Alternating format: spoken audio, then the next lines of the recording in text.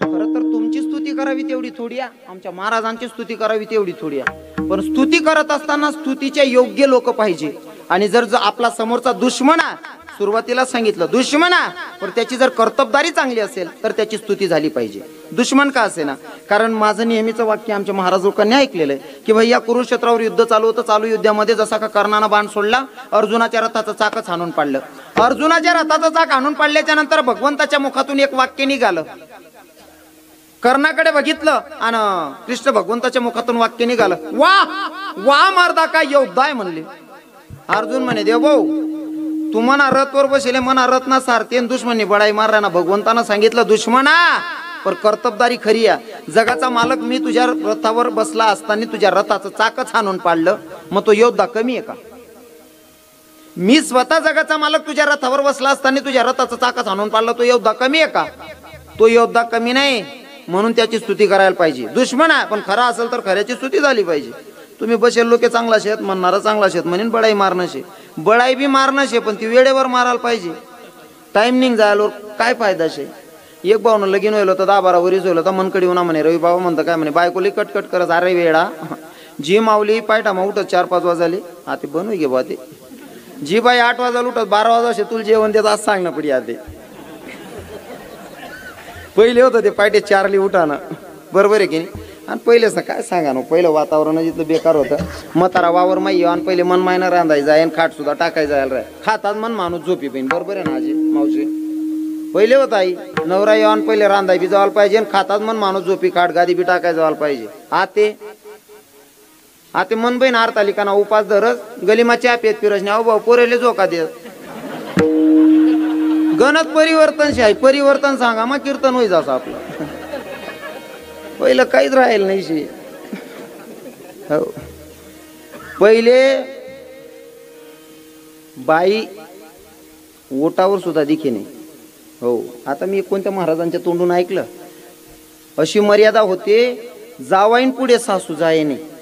या बसेल आजी माया त्यासले विचारा, ज्या 50ने पुण्य आहेत त्या मावशीसले विचारा, जवैना पुढे सासू जाये नाही. आता सासू जवाई दकाशिवाय पोर देत नाही. काय काम पडावशे आपले, आपला काय संबंध शे का? पण सासू सांगत मला पोऱ्या दिखणार नाही, बरोबर आको दुसरी जाऊ बोलायल्या, नाही ते मग माल तटे जाऊ द्या.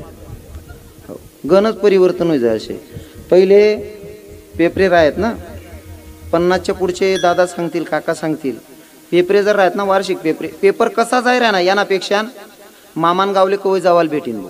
पाटील साहेब बरोबर आहे ना, दादासाहेब असंच होतं ना. कवय पेपरे होतीन, शेवटला पेपर कवय दिसून कवय मामान गावला जासो असं वातावरण होतं. आते पेपरे वयलोर पोरेले सांगा काय रे भाऊ मामाकडे जातो का? नाही मम्मी मला जायचे नाही, माझं चित्त लागत नाही. त्यांना काय चित्त लागी? तवय माम्या असावा त्यात ना, बाचावना म्हणजे देऊना भो, बरोबर आहे की नाही? बाचावना म्हणजे देऊना. आता मामीन जोडे जाईन, अहो बाचा पहिले दिवायला घ्या तवय मामीन बुतडा खुल्या का चहा मागशी का चहा 2-2 दाव गरम करायला लाव मागशी का चहा. मग याला असं म्हणा आपलं आपलं घरच बरं नको मम्मी तठे नको, बरं आहे आपलं आपलं आताच. ती माय तटे जाईन बुतडा खोडी, त्यानापेक्षा आठच बरं शे. गणत परिवर्तन होई जायचे. मामान गावला पोरेसनं चित लागत नाही. तवय नदारी होती, गरीबी होती. या बाबा लोक सांगतील चिवडा बनायच सने दिने, तो चिवडा असा राय तकदीरवाला शेंगदाणा सापडी जाय बाबा. खरं आहे की नाही? चिवडा असा राय तकदीरवाला शेंगदाणा सापडी जाय, पण तो चिवडा खावाना आनंद काय त्या बाबासले विचारा. आपले 50 प्रकारना चिवडा राहत तरी बी आते ना पोरे सांगता मम्मी मला ते आवडत नाही. मग डेअरी मिल्क ओ आप्पा. गणच परिवर्तन होई जायचे.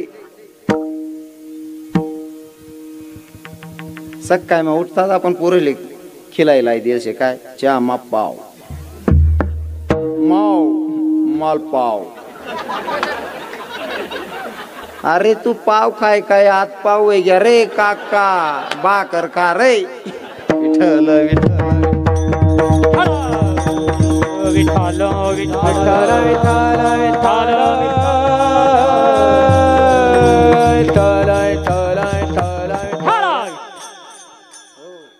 तुम्ही देखतच होती महाराज गैरा बाहेर राजभू आणि आयराणी जास्त बोलत दादा मला मन मातृभाषा ना स्वाभिमानशी. हो जवळ तुम्ही आईला हाक मारतात ना, आई, हा आनंद काही वेगळाच आपल्या खानदेशात माऊ को माडी काय आनंद शे मम्मी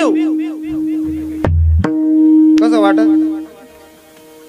जेवढं आपल्या गावठी वाटस तेवढंच खास आहे. गावरान कोंबड कोकास कितलं भारी बांगदेस. गावरान कोंबड पायटा मग असं वाटायच्या कोंबडान कोकाल पाहिजे बांग द्यायला पाहिजे आपण ऐकायला पाहिजे. आणि फारामण्या कोंबड्या तिने गंध पडत शिलगातून दर संत हा गावरान मग दमशे महाराज खेडा गावनं वातावरण ती माय वावर मा जायला राहे तो पोऱ्या हो नुसती चड्डी बरी वाईट घालेल उघडा उघडा राहे शेंबुडणारा वाये हो माय उभा मम्माय उनी बो काय वातावरण होतं ते. आता गण चिकना चोपडा दिखतच पण त्यात बलायलोर बी येतच नाही पोरे कारण त्या मायबापनी गरमा कोंडी कोंडी कोंडी कोंडी त्याला सगळा काका बी वयकना लागत नाही. गणच परिवर्तन होई जायचे विठ्ठल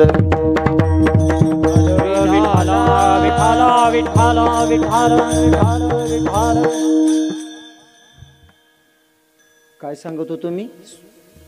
बाई आपल्यासाठी इतकं काय करते ना तिची स्तुती झाली पाहिजे दादा. म्हणे कसं अरे बिचारी माऊली सकाळ मग उठस तू साडे स्वयंपाक करस तुला आंघोळले गरम पाणी चहा देस नाश्ता देस.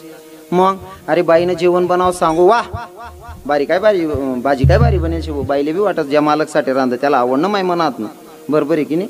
हो चहा दिने सांगू वा चहा मस्त बनेले बुवा बाईले बी वाटत तिना बी तकवा चालणार जाऊ शब्द ऐकीशीन.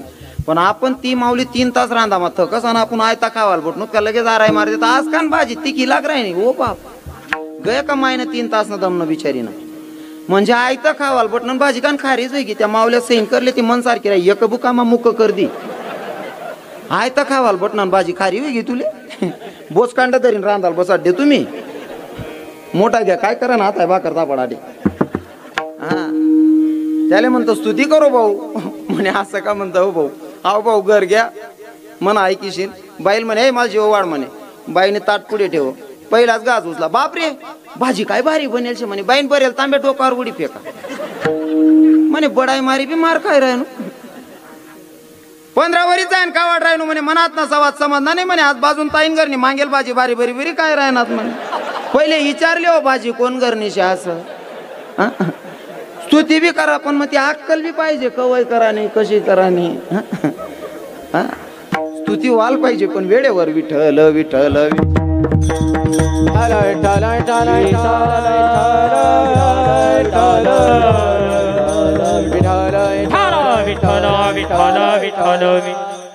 साध्या आणि सोप्या भाषेमध्ये मी 2 चरणाचा भावार्थ सांगण्याचा प्रयत्न केलेला आहे. वाजलेत आता 11:15 जास्त वेळ तुमचाही घेणे नाही माझाही जास्त वेळ देणे नाही.